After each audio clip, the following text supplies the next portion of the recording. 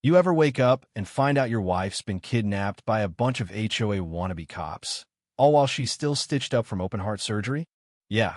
Welcome to my life, or at least the day I stopped giving a damn about playing nice in the suburbs.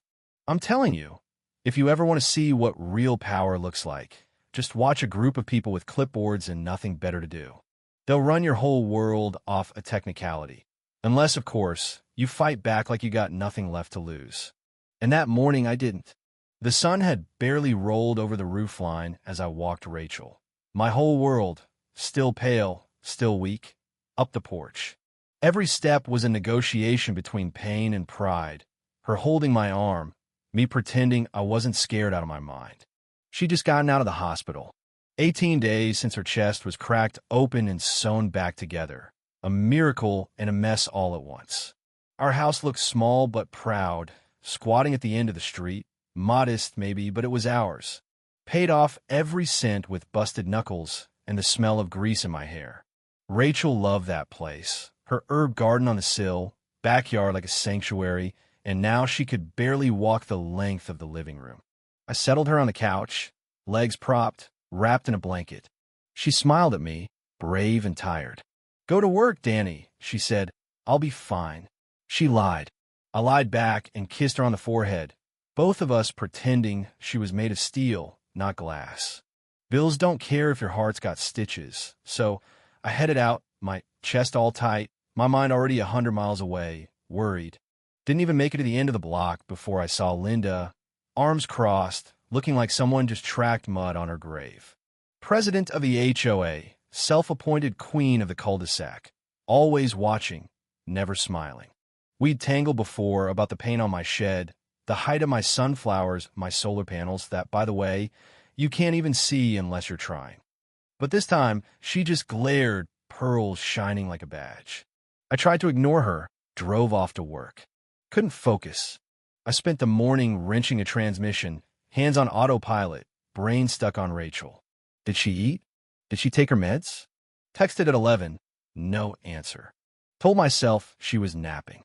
But that itch in the back of my head, you know the one, cold, ugly, a warning. Then my phone buzzed.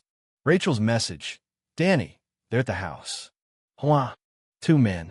They say I'm not allowed to be here. Asking for ID. They won't listen. Please come. I don't feel good."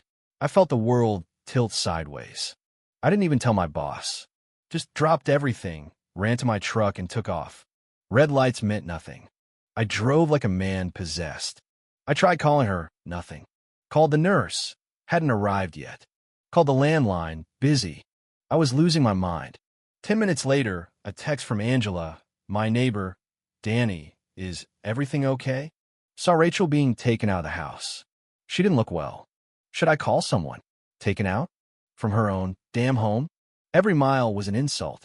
I pulled up fast, white van in my driveway, unmarked except for a magnet. Community Compliance Transport Services. That's corporate speak for we do whatever we want. My gate was chained shut with a plastic sign. Property under administrative review. 2 men stood inside, one with a clipboard, one built like a fridge. Linda right there, arms folded. Rachel nowhere. I lost it. "Where's my wife?" The suit tried to talk down to me, rattling off HOA emergency policies like I cared. Linda stepped up, smug as hell, told me there was a complaint, said Rachel wasn't on file, said they temporarily relocated her. That was it. I don't remember jumping the gate, but I did. Friggy tried to stop me. I shoved him, not hard. Just enough. The van doors were open, and there she was. My wife, sitting on a bench, shivering, eyes glazed, looking smaller than I'd ever seen her. I snapped, dragged the weasel in khakis out by his collar. Rachel could barely speak, barely even understood what was happening. I scooped her up. That's when they started yelling about calling the cops. "Good," I yelled back. "Going. Let's see who goes to jail." I carried her back through the gate. Neighbors watching, some with their phones out. Good. Let him film. The world needed to see this. Rachel could hardly breathe. That's when a siren showed up, 2 squad cars, officers all puffed up. I told them what happened. No warrant, no medical staff, just a gang of self-important rule enforcers taking a sick woman out of her own house. Cops went pale. Linda started to talk. Something about trespassing, residency protocols, the board. I shut her down with the deed. My name, my lot. Not even under HOA control. One cop checked, saw Rachel in the van. His face told me everything. They started separating people, taking statements. One cop asked if I wanted to press charges.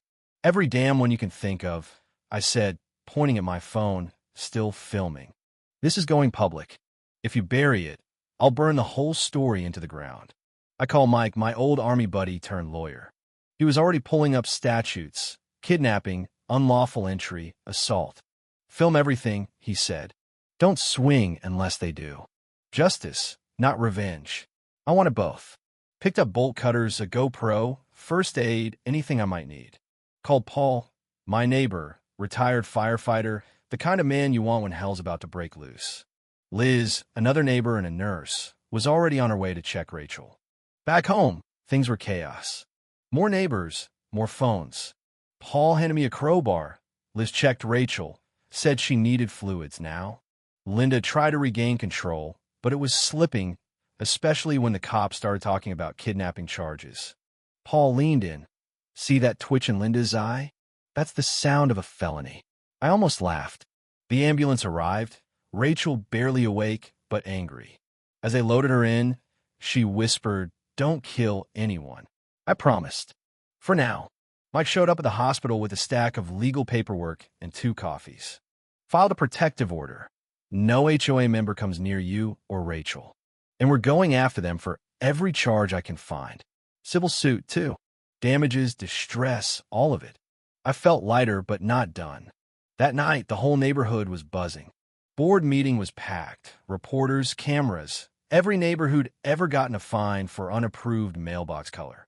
I walked in, folder in hand, slammed it down in front of the board. Here's your proof. Here's your warning. Try to touch my property again, and I'll own this board before you finish your coffee. Then I announced I was running for president myself. That shut them up. Some old-timer in back muttered, "Well, I'll be damned." Applause broke out. Actual applause. Even Brent, the wormy interim president, shrank away. I walked out into a sea of cameras and told them the truth. Rachel was taken, illegally, by an out-of-control HOA. I promised it'd never happen to anyone else. And I meant it. Days passed. No word from Linda. Then, threats. Legal letters. Not from the HOA, but a firm I'd never heard of, trying to silence me for defamation. Mike countered, demanded all their internal messages. They dropped in a day. But then the signs showed up, flyers, whisper campaigns, all hinting that I was violent, dangerous. The neighborhood knew better. I went door to door, showed them the evidence, the hospital bill, everything. Support grew. 16 votes, then 20, then enough. I filed officially. They couldn't stop me without breaking their own rules. Of course, Linda didn't quit. Zoning complaints, petty vandalism. Her own son caught on camera trying to mess with my truck. He got arrested, and that's when the stories really started coming out. Neighbors opened up about years of harassment, fines, threats, old emails, screenshots, proof that Linda had been targeting people for ages. Mike gathered it all, filed a complaint with the county and the state, and handed it to every reporter who'd listen. The day of the hearing, Rachel walked in beside me, stronger now, dressed for war in red. The board sat sweating while the county officer ran the show. Mike laid out the evidence, videos, testimony, paper trails. Neighbors lined up to tell their stories. Even the shy kid from down the street stood up. I didn't use notes. I told them what it felt like to have your world ripped apart because someone thought their rules were bigger than your life. The decision was unanimous. Linda gone, barred from every HOA in the county, referred for criminal prosecution. The board dissolved. Emergency election. I won, hands down. First order of business. No more secret meetings. No more fines without a real vote. No more power trips. Rachel planted sunflowers along the fence, bright and stubborn, the way hope is supposed to look.